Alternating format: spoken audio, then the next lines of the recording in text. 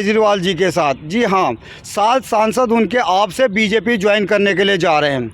आप देख रहे हैं RK न्यूज़ और मैं चंद्रमोहन संजय झील में।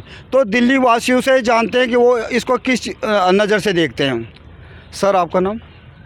मेरा नाम अनंत कुमार पाठक है। पाठक जी, मैं ये जानना चाहता हूँ कि अभी जो राघव चड्ढा सहित जो 6 सांसद बाहर आए हैं, राघव चड्ढा ने केजरीवाल के ऊपर आरोप लगाया है कि मैं उनकी दोस्ती के काबिल नहीं था क्योंकि मैं उनके घोटालों में शामिल था। आप इससे क्या समझते हैं? क्या इसमें सच्चाई है? इसमें 100% सच्चाई है और यह तो होना ही था। अच्छा, यह तो होना ही था क्योंकि केजरीवाल जो ऐसा व्यक्ति है कि वो अपने सामने में उभरते हुए किसी भी लीडर को बर्दाश्त नहीं कर सकता। तो आपका कहने का मतलब ये है कि जितने भी उनके जो है टीम फाउंडर थे वो इसी वजह से बाहर गए कि वो नहीं, कई एक फाउंडर्स गए हैं। जो शांति भूषण, मैं उस समय गवाह हूँ जब जंतर मंतर पे पार्टी का गठन हुआ था। अच्छा, आप पार्टी के गठन के मेंबरों में से एक है? मेंबरशिप लिया था और उसी समय शांति भूषण ने इनको 1 करोड़ रुपए का अनुदान दिया था पार्टी को खड़ा करने के लिए। उस शांति भूषण को इन्होंने निकाल कर बाहर किया, उनके बेटे प्रशांत भूषण को निकाल कर बाहर किया, प्रोफेसर आनंद कुमार को बाहर किया, जोगिंदर यादव को बाहर किया, कुमार विश्वास को बाहर किया। ऐसे अनगिनत लोग हैं जिनको बाहर किया और यह इसलिए बाहर किया क्योंकि इनके लिए वो खतरा बनते। उसी तरह से राघव चड्ढा भी इनके लिए खतरा बन रहे थे, इसलिए इनको आरोप लगा करके और अपना राज्यसभा में बोलने का अधिकार इनसे छीन लिया गया। आपका कहने का मतलब ये है कि ये वन मैन पार्टी बन के रह गई है? वन मैन पार्टी बन के रह गई। और कल मैं प्रेस कॉन्फ्रेंस सुन रहा था संजय सिंह का। संजय सिंह, राघव चड्ढा और संदीप पाठक और अशोक मित्तल, ये दोनों को कह रहे थे कि ये गद्दार हैं पार्टी के। तो जो गद्दारी के बुनियाद पे बनी हुई पार्टी है वो एक दूसरे को कह रहा है गद्दार।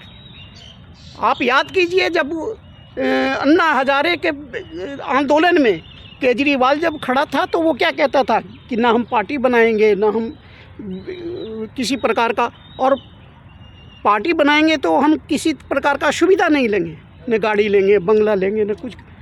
ये बेटे के लगाकर कसम भी खाया था।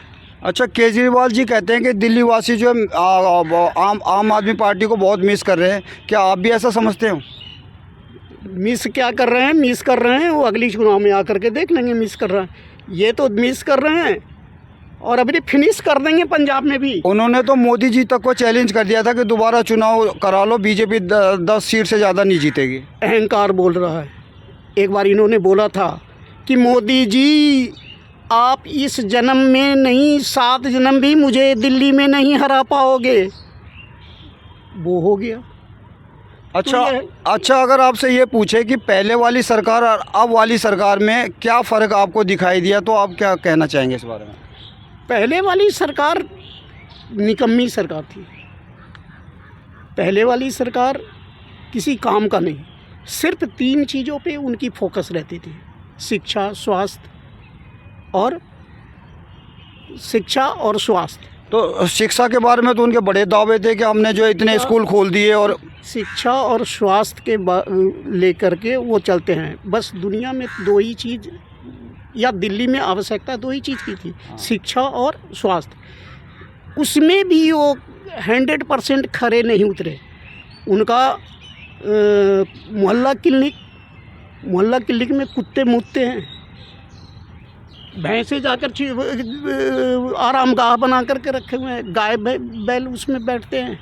तो वो ये मोहल्ला क्लिनिक को तो वर्ल्ड क्लास उसमें गिनती करवाते हो। बोलने में क्या जाता है?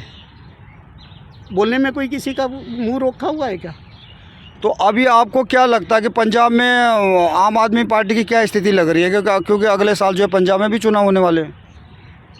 इनका चाल, चरित्र, चेहरा जनता के सामने में बेनकाब हो गया है और अगली चुनाव में ये पंजाब में भी साफ हो जाएंगे। इनके राजनीतिक कैरियर भी समाप्ति की ओर है और 1, 2, 4, 5 साल के अंदर में ये ख़त्म हो जाएंगे। उसी तरह ख़त्म हो जाएंगे जैसे आसाम में असम गण परिषद के हेमंतो क्या नाम है, प्रफुल्ल कुमार महंतो एक समय में पूर्ण बहुमत लेकर के आए थे। आज प्रफुल्ल कुमार महंतो को कोई नाम लेने वाला जानता भी नहीं है।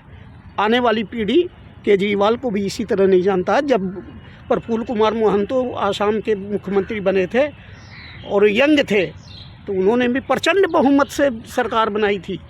मैं उस समय करीब 18-19 साल का रहा होगा। आज प्रफुल्ल कुमार महंतो को आप भी नहीं जानते होंगे और कितने आज के जनरेशन नहीं जानती होगी प्रफुल्ल कुमार महंतो कौन। तो अभी केजरीवाल जी बंगाल में गए ममता बनर्जी की मदद करने के, आपको लगता है कि कुछ फर्क पड़ेगा चुनाव पे? अरे जिसका खुद का अस्तित्व नहीं है वो मदद क्या करेगा। ये हो गए, फिर उसके बाद में आपके हमारे अखिलेश यादव जी हो गए। इनकी बंगाल में क्या अस्तित्व क्या है? इनके बंगाल में खड़े हो जाएं तो एक सीट नहीं मिल पाएगा, एक वोट नहीं मिल पाएगा और वो जाकर के मदद करने के लिए बात करते हैं। अरे सेंटर में की चुनाव है कि आप जाकर के वहाँ मदद कर रहे होते? नहीं भाई, हम भी तो सेंटर में। एक स्टेट की पार्टी, एक छोटी सी क्षेत्रीय पार्टी, वो जाकर के किसी दूसरे स्टेट में कहे कि मैं आपकी मदद कर रहा हूँ, इससे हास्यास्पद और क्या हो सकता है? अच्छा, अभी एक बड़ी कंट्रोवर्सी चल रही है कि ये जो केजरीवाल जी जो जज बदलने की मांग कर रहे हैं, वो बोले हैं कि जो जज को लेकर कुछ मतलब जो कुछ वो आरोप, हाँ, तो आपका उसके बारे में क्या कहना है? ये चाहते हैं कि हमारे मन का सारा चीज़ हो। अरे जुडिशियल में आप जाकर के हस्तक्षेप कर रहे हो यार, कहाँ हो तुम? क्या कर रहे हो तुम? अपने आप को तुर्रम कहाँ समझ रहे हो क्या? तुम्हारे कहने से अदालत बदल जाएगी, तुम्हारे कहने से सारी चीज़ें बदल जाएंगी। खाता न बही, जो कहे केजरीवाल वही सही। ये तुम अपने पार्टी में चला सकते हो, संवैधानिक ढंग से तुम्हारा नहीं चल सकता। और जो गद्दारी की बात करता है, अन्ना हजारे के पीठ पे छुरा घोंप कर गद्दारी करने वाला दूसरे को गद्दार कह रहा है, इससे बड़ी विडंबना और क्या हो सकती है? चलो, धन्यवाद।